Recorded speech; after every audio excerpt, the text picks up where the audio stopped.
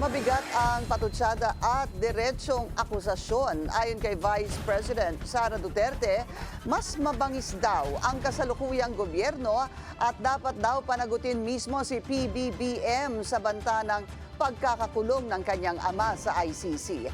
Yan ang agenda report ni Hannah T. Matindi yung laban ngayon kasi mas tibuan yung administration ngayon as compared to sa administration ng Pinoy. Ito ang matinding patama ni Vice President Sara Duterte sa Marcos administration, kasunod ng mga pinagdadaanan ng kanyang pamilya ngayon. Diretso na ring sinabi ni VP Sara na dapat makasuhan si Pangulong Bongbong Marcos dahil di raw makukulong ang kanyang amang si FPRRD sa ICC kung walang approval ni PBBM ang pag-aresto. Una nang binakapan ni VP Sara ang rekomendasyon ni Senator Amy Marcos sa Ombudsman na imbestigahan ng ilang government officials tungkol sa March 11 arrest dahil may admin at criminal liabilities daw sila. Oo, dapat talaga managot ang Pangulo ng Pilipinas because he allowed foreign entity, foreign organization to interfere with our national sovereignty.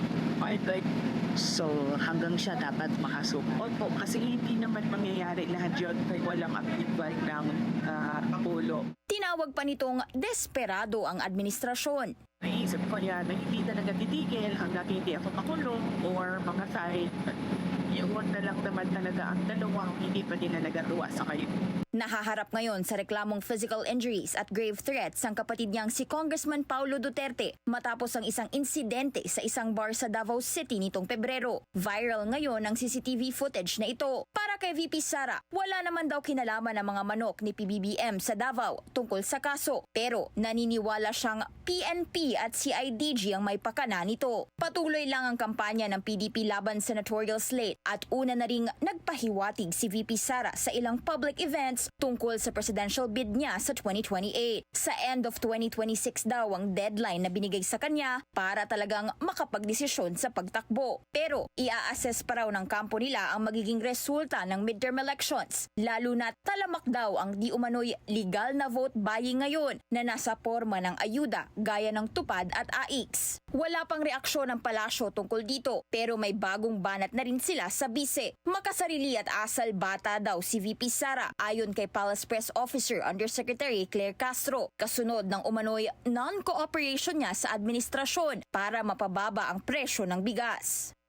Lumalabas po kasi kung ano po ba talaga ang anyo ng ating Vice Presidente. Lumalabas ang tunay na kulay ng Vice Presidente bilang isang public servant. Sa pag-amin niya, hindi ba na po naiisip ng Vice Presidente ang kapakanan ng taumbayan, lalo na po yung iba ay nahihirapang bumili ng bigas kahit na nga po mababa ang presyo. Ang paglilingkod sa bayan, di raw laro at ang gobyerno ay hindi playground. Para sa agenda, Hannah T. Billionario News Channel.